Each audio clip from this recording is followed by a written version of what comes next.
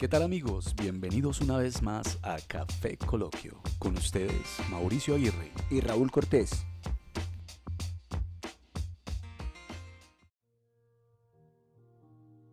Colombia, una nación forjada en la esperanza y la cruda violencia. Primer cuarto de mitad del siglo XX, empieza la confrontación política que desataría un periodo conocido en nuestra historia como la época de la violencia. Conflicto que alcanzaría su punto de no retorno el 9 de abril de 1948. Ese día quedaría grabado en la memoria de los colombianos como el Bogotazo. Ese 9 de abril de 1948 moría asesinado el político colombiano Jorge Eliezer Gaitán, cortando de tajo la ilusión por un cambio de gran parte de la población de la época. Este hecho daría paso a un escenario dantesco, escenario que se vive aún en nuestros días. Hola Raúl, ¿qué tal? ¿Cómo has estado? ¿Qué tal Mauricio y oyentes? Bienvenido Raúl, ¿un cafecito? Claro que sí, el café para que empecemos a hablar del tema que nos convoca hoy y es un tema bastante interesante y un poco también escabroso. Bueno, ¿y de quién vamos a hablar hoy, Raúl? Vamos a hablar de la macabra historia de Sangre Negra. Y es que para hablar de este personaje nos debemos ubicar en cierto periodo de la historia colombiana y pues para eso debemos referirnos a lo que se llamó la época de la violencia, violencia con B mayúscula, porque fue una época bastante aciaga para nuestro país. Y como decías, podemos ubicarla entre 1925 a 1958. Esta época de la violencia estuvo marcada por confrontaciones armadas entre dos partidos que existían en la época y que todavía hasta el día de hoy existen estos dos partidos, pero en aquella época eran los dos únicos partidos que habían y era el Partido Liberal y el Conservador. ¿Qué motivos podría uno pensar, Mauricio, llevaron a que Colombia entrara en un periodo tan oscuro de violencia al extremo? Y es que habían ya varios motivos que venían como gestándose desde el 1925 a cuando estalla, que es en el 48.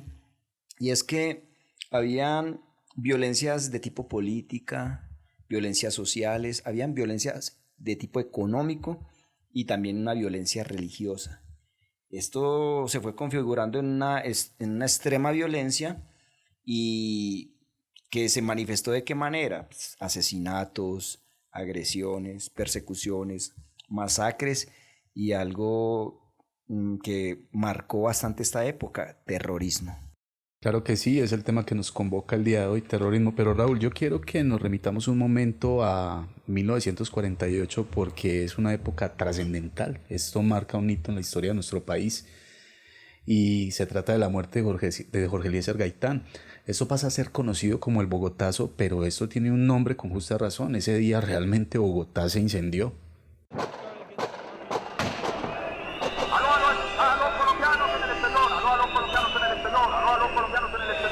la 1:30 del día 9 de abril de 1948, a la 1 de 1948, al 14:15 fue asesinado por un policía conservador, el doctor Jorge Eliezer Gaitán, por órdenes del Partido Conservador y del gobierno conservador.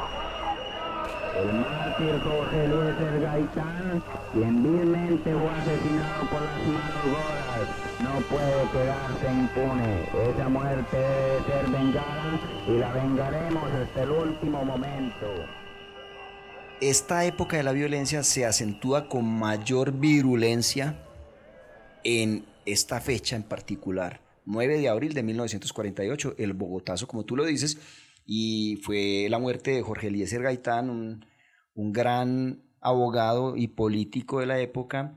Estaba haciendo campaña para las elecciones que se aproximaban. Para las presidenciales sí, de ese, para las presidenciales año. Tenía el favor del pueblo y este político Jorge Eliezer Gaitán salía de su oficina que estaba ubicada en la carrera séptima con Avenida Jiménez en pleno centro de Bogotá cuando se le acerca un sujeto llamado Juan Roa Sierra y le dispara en 4 oportunidades quitándole la vida y desarmando la esperanza que tenía el pueblo en este político, pero también abriendo como una especie de caja de Pandora donde empezó la violencia en su mayor expresión. Como tú dices, Bogotá se incendió, literalmente. Hay registros fílmicos muy antiguos, pues de 1948, y registro fotográfico donde se ve los desmanes que hubo en la capital de acá de Colombia. Quema de comercios. Claro, quemaron el tranvía, gran parte del tranvía, locales comerciales, el comercio todo sufrió de saqueos, incendios, y pues ni hablar de las vidas de estos ciudadanos, empezando por el hombre que le disparó al doctor Jorge Eliezer Gaitán, que fue prácticamente desfigurado, destrozado, arrastrado por las calles, y es una imagen muy dantesca, y es cuerpos arrumados prácticamente en las calles, en los cementerios. Tenía que hacer fosas comunes para poder enterrar a todos estos cuerpos porque se armó realmente. Se armó la de Troya. Sí, total. Y entonces allí es donde se empieza la violencia bipartidista. Bueno, y justamente este día pues hay una confrontación física terrible entre lo que ya venía ocurriendo entre liberales y conservadores. Pero Raúl, hay algo que no deja de generarnos pues como dudas y sobre todo en esta época en específico, en esta fecha como tal, o cosas que se pregunta mucha gente, me las pregunto yo, y es ¿por qué asesinaron a este señor? ¿Por qué no permitieron que este señor fuera a juicio y que diera una versión? O sea, hubo como un afán. Incluso se dice que alguien lo señaló y incitó a la multitud para que lo asesinara. Pues sabemos que la turba y lo que es la muchedumbre es irracional, y cuando se trata de un tema de estos que para la época el tema político la gente lo llevaba muy interiorizado y defendían esos colores rojos y azul que representaban estos dos partidos, entonces una turba enfurecida pues nadie la para, y ahí se desató, yo pienso, Mauricio, que se desató toda esa violencia que venía generando, pero que estaba también en parte reprimida, pues ahí estalló. Bueno, se dice también que allí participó la CIA. Y dato curioso, ese día se habían quedado de encontrar Fidel Castro, que en aquel entonces era un estudiante, con Jorge Eliezer Gaitán. ¿Esto no se logró? Claro, él quería conocer a Jorge Eliezer Gaitán. Y ahí hay un dato curioso también, y es que el billete de 1.000 pesos que ya salió de circulación acá en Colombia, en este billete aparece la imagen de Jorge Eliezer Gaitán, y un público que lo está escuchando en sus arengas políticas, y es curioso que dentro de ese público puede reconocer un rostro similar o muy parecido a Fidel Castro. Un tema ahí curioso, pero bueno. Bueno, Raúl, ¿y qué pasa entonces después de 1948? ¿Cómo empieza a configurar todo esto? Mira, surgen unos personajes llamados chulavitas, que era, digámoslo, el ala armada de los conservadores, y otro movimiento llamado cachiporros, o más que movimiento, grupos de bandoleros llamados cachiporros, que es como el brazo armado de los liberales. Entonces ahí se empieza a configurar lo que es la violencia bipartidista, y estos partidos ya contaban pues con sus bandoleros, digámoslo así, o brazo armado, que llevaban el terror a donde iban, a los pueblos, veredas y por los caminos rurales de Colombia y aún en las ciudades. Y dato curioso es que esta época nos deja unos números impresionantes, Raúl. Total. Algunas fuentes hablan de que hubo 113.000 personas asesinadas en esta época, pero fuentes un poco menos conservadoras hablan de 300.000 personas. Y otro dato que me parece también bastante relevante es que hubo un desplazamiento interno de 2 millones de personas, que para la época eso es una... Si hoy en día hablamos de una cifra escandalosa, para la época mucho más, porque Colombia contaba con 11 millones de habitantes.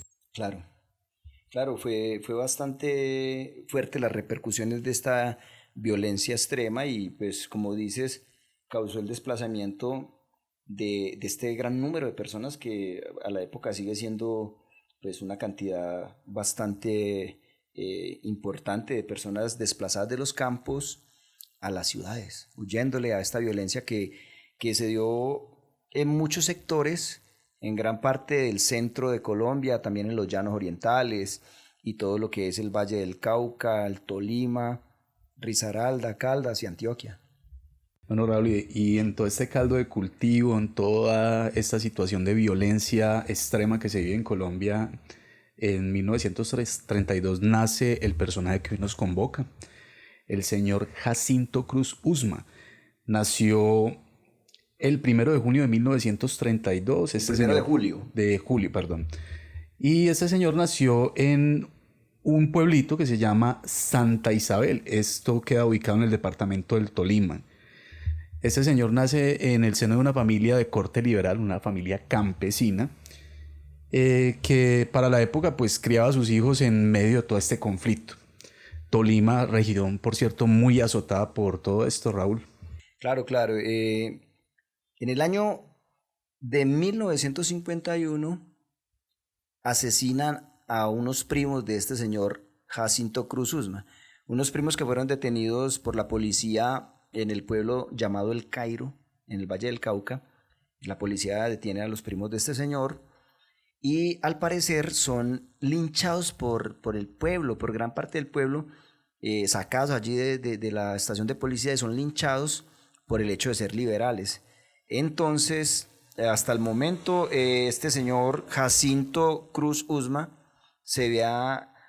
había estado, digámoslo así, al margen de este conflicto, pero en vista de que asesinan a sus primos, él quiere cobrar venganza. De hecho, mata al hijo de un señor gamonal, dueño de muchas tierras, que al parecer instigó a la gente para que lincharan a sus primos, y al asesinarlo le toca huir de su casa y se enrola en las filas de una banda que para aquel entonces la cabeza de esta banda era un bandolero llamado Miguel Villarraga, alias Alma Negra.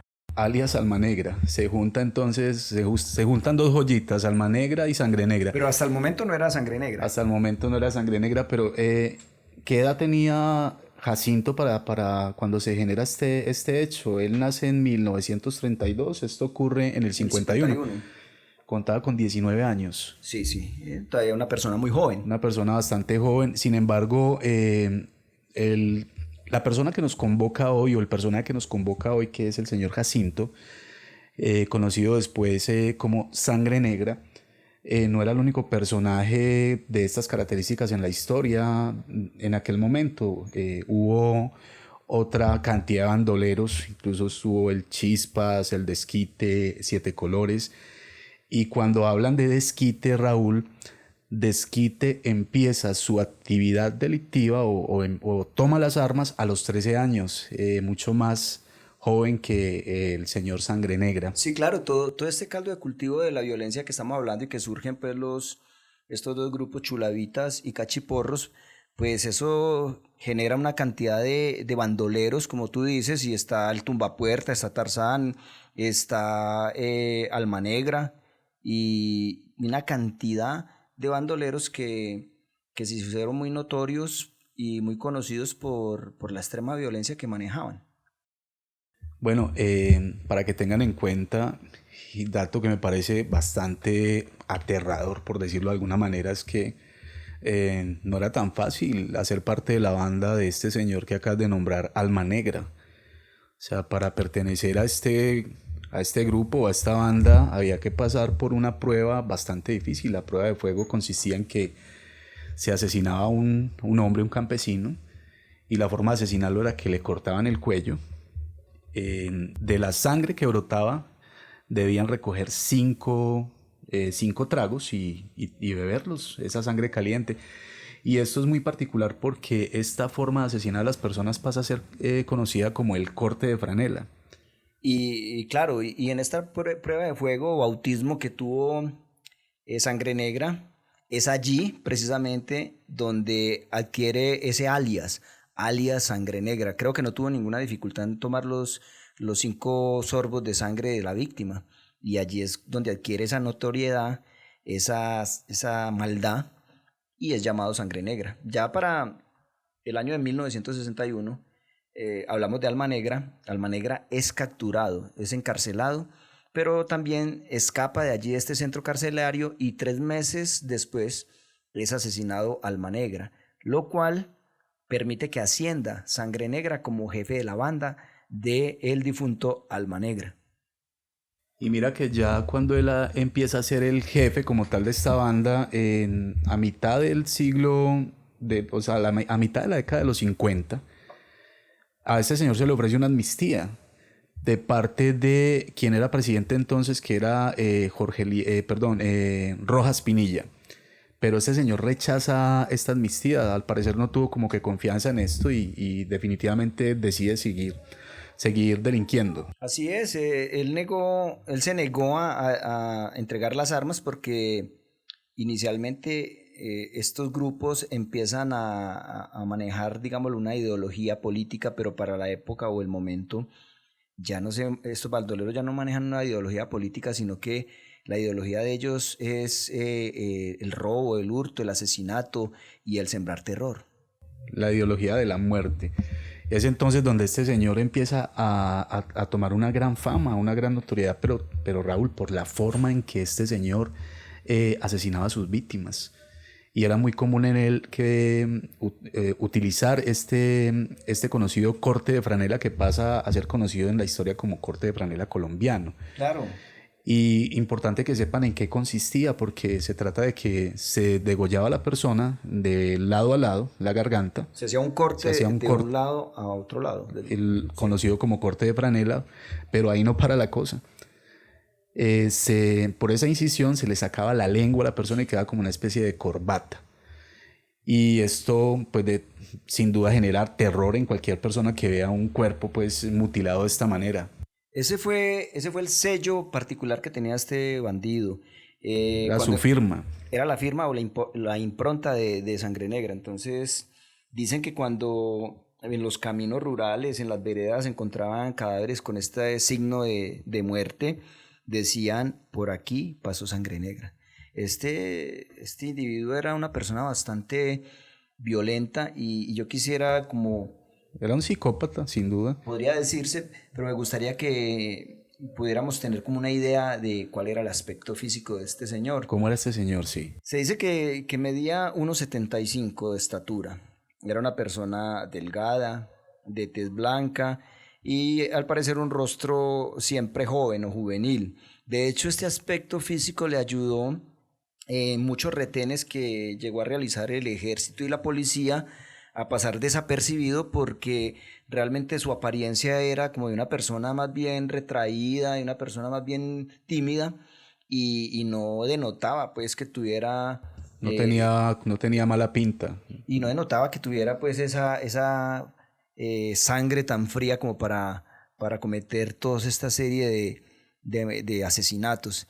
Con respecto a su perfil psicológico, ¿qué podemos detallar o describir? Al parecer este señor era de un temperamento irascible, no le gustaba que le llevaran la contraria. Muchas ocasiones dicen que llegó a matar miembros de su banda porque le llevaban la contraria, porque no estaba de acuerdo y no le importaba cobrar la vida de sus secuaces. Este señor también dice que era un celoso al extremo.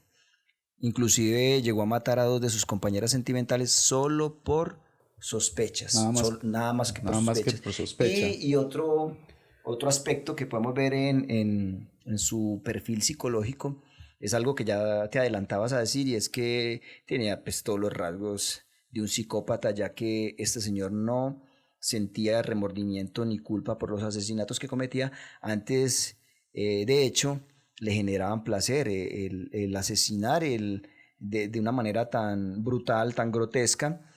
Antes le producía como cierto placer. Entonces también podemos decir que dentro de su perfil psicológico era un psicópata. ¿Y qué decir de su prontuario? Bastante extenso. Como podemos ver, es bastante extenso. Nos basamos en unos datos que puede que inclusive tengan cierto margen de error y pueden haber sido mayores, pero se habla que este señor cometió 377 homicidios, 270 secuestros, 300 violaciones a mujeres de diferentes edades, 150 casos de lesiones personales, 147 casos de extorsión y chantaje y 107 atracos a mano armada. Cosa seria el señor Sangre Negra. Bueno, también se dice que este señor tuvo a su cargo 60 hombres o quizás más.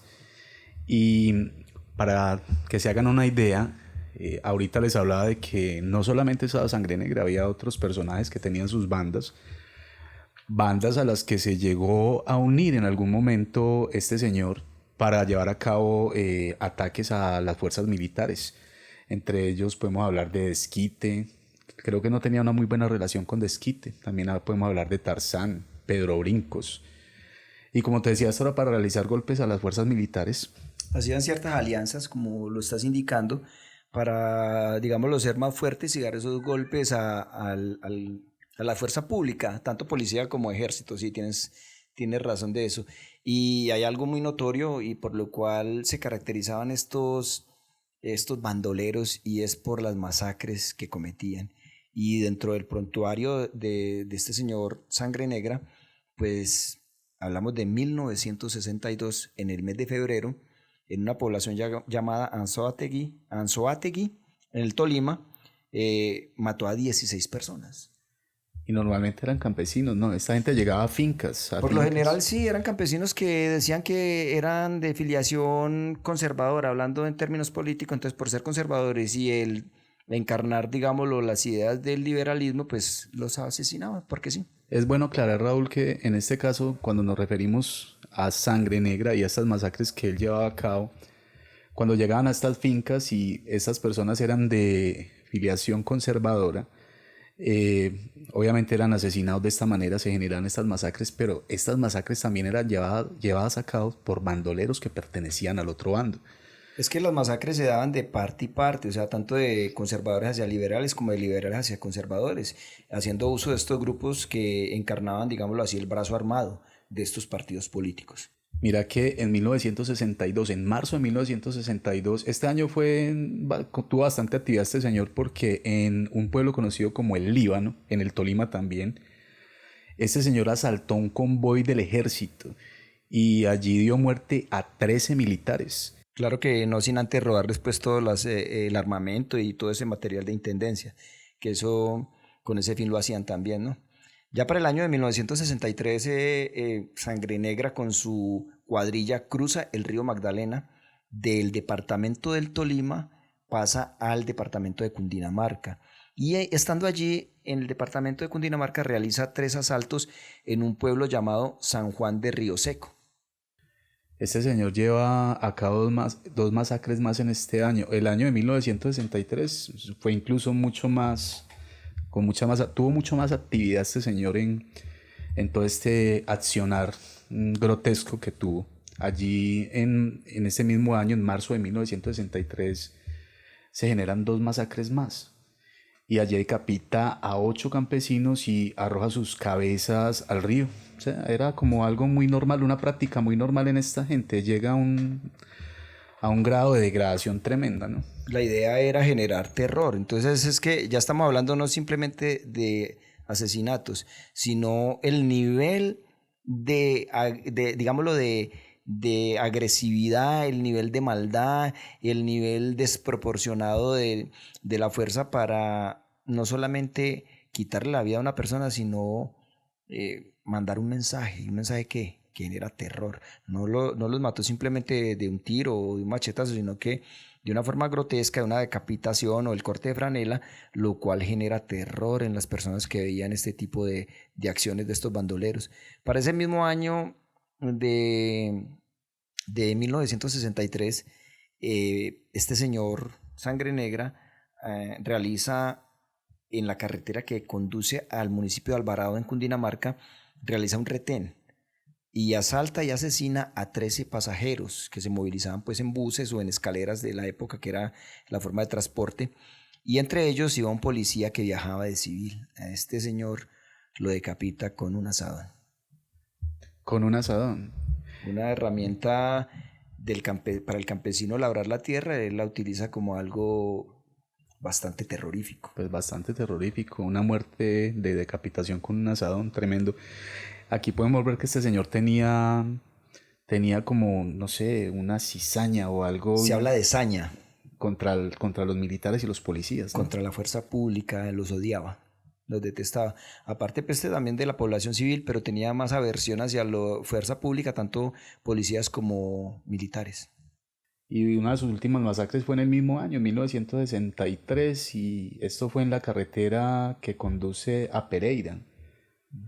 Allí da muerte a 5 policías más, ¿no? A 5 militares, perdón. Sí, claro, y huyen a las montañas del norte del Tolima, allí se esconden. Cada que daban un golpe tanto a la fuerza pública como una masacre como las que hemos descrito anteriormente, ellos subían a las partes altas del norte del Tolima, que eran lugares bastante inaccesibles para el ejército y ellos lo conocían de memoria, allí se escondían y volvían a salir a dar otro golpe.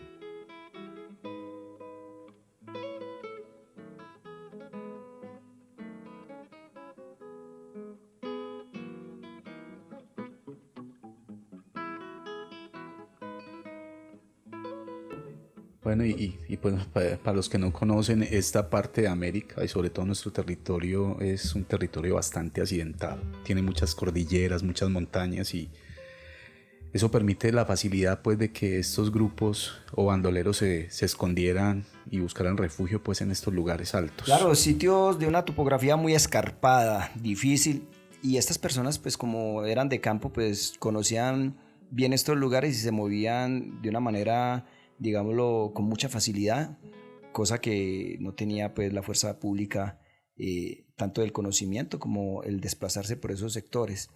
Pero ya avanzando pues en el tiempo, en el año de 1964, precisamente en el mes de enero, militares llegan hasta su guarida. Yo quiero hacer aquí como ampliar esta información, y es que para la época, como había muchos bandoleros, muchos de estos bandoleros, pues la fuerza pública muy golpeada, la población civil también, el ejército lanza una operación llamada Plan Lazo y empezaron a atacar a todos los bandoleros, a todas estas personas que sembraban pues el terror, y en medio de esta operación de Plan Lazo es donde los militares llegan a la guarida, que ya la tenían identificada, de Sangre Negra, y los atacan con granadas, de una manera pues sin misericordia y sin piedad, y mueren varios bandoleros, pero Sangre Negra resulta gravemente herido y huye. Huye nuevamente a las escarpaciones de estas sierras y estas montañas altas del norte del Tolima. Para marzo de este mismo año, de 1964, pues Sangre Negra se recupera gracias a su fortaleza física. Al parecer, este señor tenía fama de ser casi que invulnerable porque ya había escapado a muchos atentados, en muchos enfrentamientos. Y al parecer, aunque era una persona de constitución delgada, era una persona con mucha resistencia física, y parece ser que gracias a esto se recupera, sale del departamento del Tolima y llega al departamento del Quindío, que el Quindío y el Tolima son dos departamentos que limitan. Allí recluta a 3 hombres con los cuales ingresa al departamento del Valle del Cauca. Bueno, llega al Valle del Cauca. Y aquí pasa algo bastante interesante, Raúl, y es que él se encuentra con Felipe Cruz Usma, que es su hermano. Es que Felipe Cruz Usma lo invita a su casa, ubicada en el municipio del Cairo, en el Valle del Cauca. Donde empieza todo. Sí, donde empieza el fin de este personaje Sangre Negra. Resulta que Felipe Cruz Usma, haciendo el papel de Judas, hay una novela que habla del tema y se llama La Hora de los Traidores. En La Hora de los Traidores toca este tema el autor, hablando de que Felipe Cruz Usma, el hermano de Sangre Negra, hace el papel de Judas, porque lo vende. Lo vende por $10,000. ¿Y a la época era para cuánto? la época eran $20,000. No estaba tan devaluado el Para peso nada, colombiano, ¿no? de hecho tenía una valoración bastante importante. Imagínate a la época la diferencia tan tremenda. Bueno, y en la novela que yo te cito de La Hora de los Traidores dice que este señor lo vende por la recompensa. Lo vende a un alcalde que es un militar un alcalde militar del municipio del Cairo, y al parecer este señor tenía una deuda grande con el Banco Agrario, con la Caja Agraria, y lo hace porque, primero que todo, por la recompensa, pero yo diría que también por que él no se la llevaba muy bien con el hermano, se odiaban. Pero también hay algo referente con el asunto del alcalde. Creo que Sangre Negra participó en la violación de la esposa del alcalde. No, participó, no, la violó. Es lo que dicen también en esta novela de La Hora de los Traidores. Entonces, ubiquémonos, Mauricio y oyentes, en el año de 1964, 26 de abril, un domingo precisamente. Está Sangre Negra en la casa de su hermano Felipe. El traidor. El traidor sale de la casa, y cuando sale de la casa ya lo están esperando unos policías, quienes empiezan una persecución. Ya están en la parte rural del municipio, en las afueras del municipio del Cairo, y ellos se atrincheran, por decirlo de alguna manera, en una casa que había abandonada a orilla de la carretera. Ahí sostienen un enfrentamiento con la policía y dan de baja a uno de estos criminales que lo acompañaba. Se dice que él estaba en compañía de un alias Mala Suerte, alias NN, alias El Cantinero, y allí mueren... Creo que un zancudo también, un alias El Zancudo. Sí, claro, y allí muere uno de estos bandoleros. Sangre Negra huye muy herido con dos más. En cierto punto del camino se separan. Sangre Negra sigue por un punto que se llama Serranía Paraguas, y esto fue el domingo 26 de abril de 1964. Para el martes 28 encuentran a Sangre Negra muerto. Presentaba 5 tiros en su cuerpo y uno de ellos en su boca, lo cual dedujeron que se había suicidado. Pero como la policía del ejército mandó, o andaba más bien con unos sabuesos, con unos perros, para poderlo localizar, estos perros, cuando lo encontraron, creo que comieron las pantorrillas, parte de las piernas, y lo castraron. O sea, sus genitales también se los comieron. Mira que para hacer referencia, todos estos bandoleros tenían algo de misterio también, como de que eran protegidos por fuerzas mágicas, por rituales que hacían, por pactos diabólicos, y Sangre Negra no sale de esto tampoco. También creo que tenía algún pacto con el diablo. Se dice que Sangre Negra tenía pacto con el diablo, y dentro de este pacto que hizo con el diablo, decía lo siguiente, que solamente alguien de su propia sangre podría acabar con su vida. Y de hecho fue así, el hermano fue el que lo vendió. También se habla de que él tenía una oración que hacía con sus hombres, una oración que los hacía invisibles a los ojos de sus enemigos, y la repetían constantemente. Estas personas practicaban esa brujería, magia negra. Se habla de pactos con el diablo. Pero lo irónico del asunto, y bueno, hablando de esto, Raúl, no solamente Sangre Negra, se habla también de, bueno, más reciente, el señor Tiro Fijo, que finalmente nunca fue capturado. Parece que murió de viejo en las montañas de Colombia. Pero se habla de Desquite y también del Chispas, y se hablaba de uno que le decían el 7 colores. Y 7 colores porque hay leyendas que dicen que cuando estaba siendo perseguido se convertía en gato o se transformaba en mariposas de varios colores.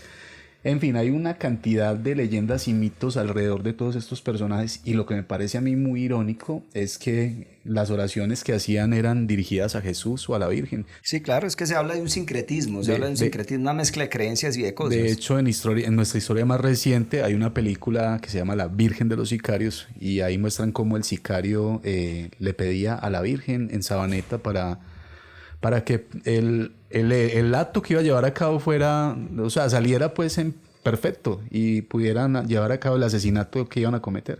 Bueno, siempre que se habla de estos bandoleros, estos terroristas o asesinos, pues de alguna manera manejan esa parte oscura buscando algún tipo de protección para sus actos criminales. Pero Algo que quisiera también resaltar y es que Sangre Negra muere a los 31 años de edad. 31 años de edad, joven, y 13 años llevaba detrás de él la policía y el ejército cuando lo asesinaron. Esto fue todo un acontecimiento en la época, Raúl. Pues mira, Mauricio, que fue tanto así que exhibieron el cadáver de Sangre Negra en las ciudades de Cartago, Cali e Ibagué, y fue visto por más de 50.000 personas que hacían fila para ver el cadáver de este señor y para poder constatar con sus propios ojos de que sí lo habían dado de baja, que sí lo habían asesinado, porque se había vuelto un mito, se había vuelto una leyenda y como pasa con muchos criminales, que la gente los vuelve casi que unos ídolos y piensan que son inmortales, pues este señor lo exhibieron para que la gente pudiera constatar de que había sido eliminado. Hubo una campaña, Raúl, de la que me hablabas con respecto a esto, ¿no? Claro, de parte del ejército. El ejército y la fuerza pública, en alianza con profesionales sociales, dictaron unos talleres en las diferentes poblaciones y sectores donde se movilizaba este bandolero, y los talleres eran para desvirtuar esa imagen que al principio había ganado Sangre Negra de Robin Hood, de un héroe que robaba a los ricos para darle a los pobres, ya que este señor, cuando dio sus primeros golpes, pues llegó a repartir su botín con campesinos y con algunos pobladores, entonces habían personas que lo consideran hasta un héroe. Me parece muy tremendo lo que decías de cómo se mitifica este tipo de personajes. Incluso en nuestra época podemos ver cómo personajes más recientes, como el señor Pablo Escobar, es motivo de oraciones para solicitar milagros. Es todo lo que llamamos la cultura popular, y es que estos personajes a veces como si encierran ese hálito de misterio, pues desde esas creencias populares y desde el imaginario de cierto sector, pues se vuelven unos héroes, y como tú dices, llegan inclusive a rezarles o a pedirles milagros o favores. Y bueno, lo que hizo la fuerza pública con estos profesionales sociales fue desmitificar esto, porque era algo totalmente negativo, pues que las personas tuvieran este concepto errado de un criminal. Raúl, pero ¿qué reflexión nos queda a nosotros para la época de toda esta historia, de todo lo vivido por nuestros abuelos, por nuestros padres y también por nuestros contemporáneos? ¿Qué reflexión podemos hacer? ¿Qué debe cambiar en Colombia para que esto no se siga repitiendo? Hay que tener en cuenta algo, y es que la violencia es el producto de varios factores, y entre ellos que vemos que hasta la fecha todavía se sigue repitiendo, y es que en gran parte esta violencia en Colombia ha pasado por la dimensión política, la falta de participación política de aquellas personas que pertenecen a la Colombia profunda, o sea, a la población afro, a los indígenas, mujeres, niños. Esa falta de inclusión de estos sectores y el reconocimiento pues genera violencia, la inequidad, la falta de acceso a oportunidades, la falta de empleo. Toda esta serie de factores van generando un caldo de cultivo para que siempre se siga repitiendo y, mejor dicho, esta violencia se vuelva como una espiral interminable. En Colombia hay una lucha de clases muy tremenda. Hablábamos alguna vez, y tal vez no hace parte del tema, Raúl, hablábamos de la situación en la India. Te referías a... Alguna vez conversábamos de... ¿cómo es el término que hay entre castas? ¿O qué? De castas. Y en Colombia de alguna manera también lo hay. Y yo creo que la reflexión es ese cambio de que Colombia no sea una nación que siga siendo forjada por esa cruda violencia, sino que continúe siendo forjada por el amor y la esperanza. Y el legado que nos deja todo este accionar armado, Raúl, sin embargo, es tener en cuenta que iniciamos con una lucha bipartidista y terminamos con una lucha subversiva, que a nuestra época, en aquel entonces, eran conocidos como los bandoleros chusma o pájaros también, de alguna manera, y pues hoy día guerrillas, paramilitares, y algo que empieza a ser parte de nuestra historia también, es el narcotráfico. Son factores que siempre van a producir lo mismo. Y desde que no haya inclusión de todos estos grupos que conforman la Colombia profunda, que haya más equidad y un sistema económico incluyente, pues se va a seguir repitiendo esta espiral. Yo quisiera terminar con un fragmento de una poesía de Gonzalo Arango, un poeta nadaísta que murió en la década de los 70. Él escribió una elegía, un poema a un bandolero llamado Desquite, pero que aplica también a Sangre Negra y a todos estos bandoleros. Y quisiera leer este fragmento que dice: ¿qué le diría o qué le dirá a Dios este bandido? Nada que Dios no sepa, que los hombres no matan porque nacieron asesinos, sino que son asesinos porque la sociedad en que nacieron les negó el derecho a ser hombres. Menos mal que Desquite no irá al infierno, pues él ya pagó sus culpas en el infierno sin esperanza de su patria. Pero tampoco irá al cielo, porque su ideal de salvación fue inhumano y descargó sus odios eligiendo las víctimas entre inocentes. Entonces, ¿a dónde irá Desquite? Pues a la tierra que manchó con su sangre y la de sus víctimas, la tierra que no es vengativa, lo cubrirá de cieno, silencio y olvido. Los campesinos y los pájaros podrán ahora dormir sin zozobra. El hombre que erraba por las montañas como un condenado ya no existe.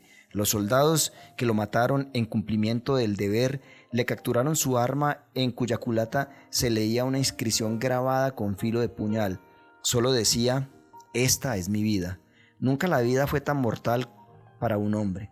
Yo pregunto sobre su tumba cavada en la montaña. ¿No habrá manera de que Colombia, en vez de matar a sus hijos, los haga dignos de vivir? Si Colombia no puede responder a esta pregunta, entonces profetizo una desgracia. Desquite resucitará y la tierra se volverá a regar de sangre, dolor y lágrimas. Gonzalo Arango. Bueno, vamos llegando entonces al final de este episodio. Quisiera invitarlos a que nos sigan en nuestras redes sociales. Estamos en Instagram y nos encuentran como Café Coloquio Podcast, Café Coloquio con K, y en YouTube también nos pueden seguir como Café Coloquio Podcast. Próximamente en Facebook también. Bueno, Raúl, no queda más que despedirnos. Hasta una próxima ocasión. Hasta pronto.